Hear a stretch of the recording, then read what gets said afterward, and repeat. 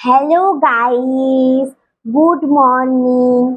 আমি হচ্ছে চম্পাকলি দাস। গাইস, সকালবেলায় উঠেই আজকে মনটা একটু ভালো নেই, তাই তোমাদের সাথে একটা গান শেয়ার করব। তোমরা মন দিয়ে গানটা শুনে প্লিজ কমেন্ট করে জানাবে গানটা কেমন হয়েছে। আশা ছিল, ভালোবাসা ছিল, আজ আশা নেই, ভালোবাসা নেই।